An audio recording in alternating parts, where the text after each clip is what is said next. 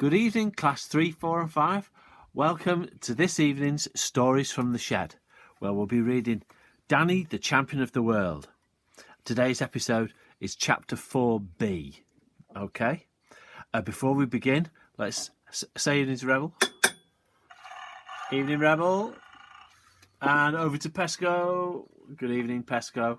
We'll be speaking more about you over the next episode or two, Pesco. Pesco the pheasant, there he is. And Mr. Shoutout here. Now, Mr. Shoutout is directing me over to here to show you some of the builds. Now, I set you a challenge over the last couple of days to do a build.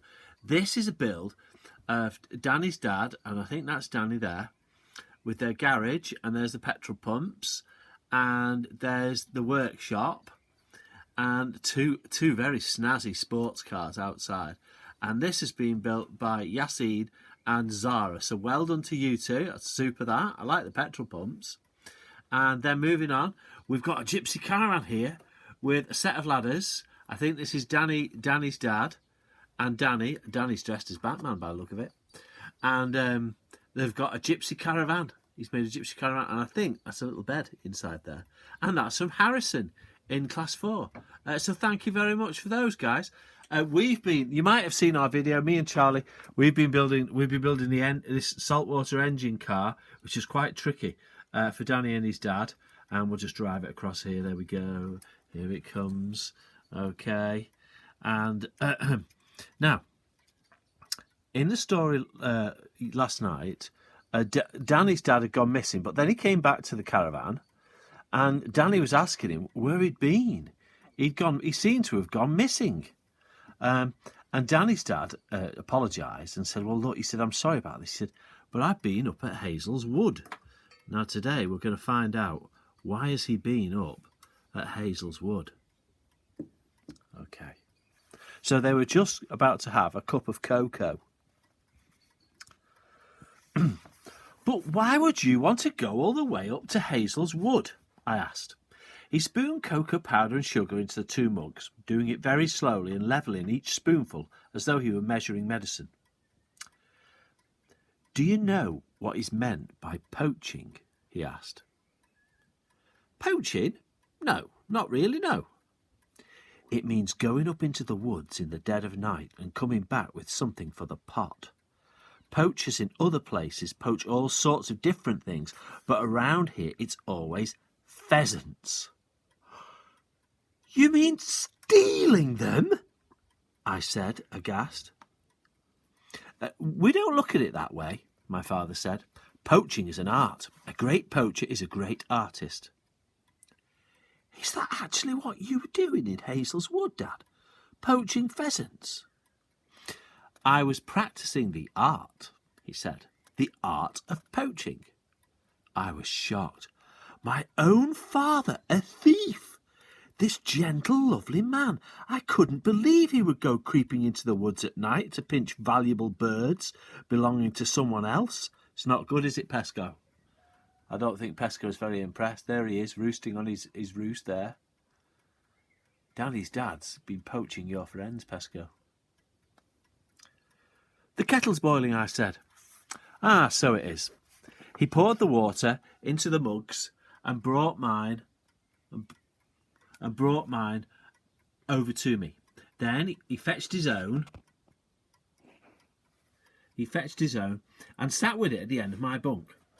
Your granddad, he said, my own dad, was a magnificent and splendiferous poacher. It was he who taught me all about it. I caught the poaching fever from him when I was 10 years old, and I've never lost it since. Mind you, in those days, just about every man in our village was out in the woods at night poaching pheasants. And they did it not only because they loved the sport, but because they needed food for their families. When I was a boy, times were bad for a lot of people in England. There was very little work to be had anywhere, and some families were literally starving. Yet a few miles away, in the rich man's wood, thousands of pheasants were being fed like kings twice a day. So can you blame my dad for going out occasionally and coming home with a bird or two for the family to eat?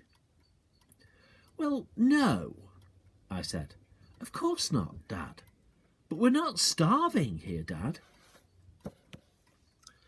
You've missed the point, Danny boy. You've missed the whole point.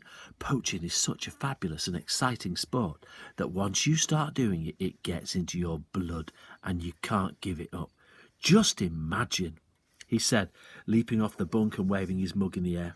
Just imagine for a minute that you're all alone up there in the dark wood, and the wood is full of keepers hiding behind trees, and the keepers have guns. Guns? I gasped. They don't have guns. All keepers have guns, Danny. It's for the vermin. Mostly the foxes and stoats and the weasels who go after the pheasants. But they'll always take a pot at the poacher, too, if they spot him. Dad, you're joking. Not at all. But they only do it from behind, only when they're trying to escape, like they like to pepper you in the legs at about 50 yards. They can't do that, I cried. They could go to prison for shooting someone. You could go to prison for poaching, my father said. There was a glint and a sparkle in his eyes now that I had never seen before. Many's the night when I was a boy, Danny, I've gone into the kitchen and seen my old dad lying face down on the table and Mum standing over him, digging the gunshot pellets out of his backside with a potato knife. Ooh, that sounds a bit painful, doesn't it, children? It's not true, I said, starting to laugh. You don't believe me? Yes, I believe you. Towards the end, he was so covered in tiny little white scars, it looked exactly like it was snowing. I don't know why I'm laughing, I said. It's not funny, it's horrible. Poacher's bottom, they used to call it, my father said, and there wasn't a man in the whole village who didn't have a bit of it one way or another. But my dad was the champion. How's the cocoa? Oh, it's fine, thank you. If you're hungry, we could have a midnight feast, he said. Oh, could we, Dad? Of course. My father got out the bread tin and the butter and cheese and started making sandwiches. There he is, he's making them a real good midnight feast.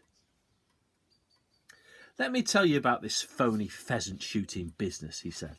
First of all, it is practised only by the rich. Only the rich can afford to rear pheasants just for the fun of shooting them down when they grow up. These wealthy idiots spend huge sums of money every year buying baby pheasants from pheasant farms and rearing them in pens until they're big enough to be put out into the woods. In the woods, the young birds hang around like flocks of chickens. They're guarded by keepers and fed twice a day on the best corn until they're so fat they can hardly fly. Then beaters are hired who walk through the woods clapping their hands and making as much noise as they can to drive the half-tame pheasants towards the half-baked men and their guns.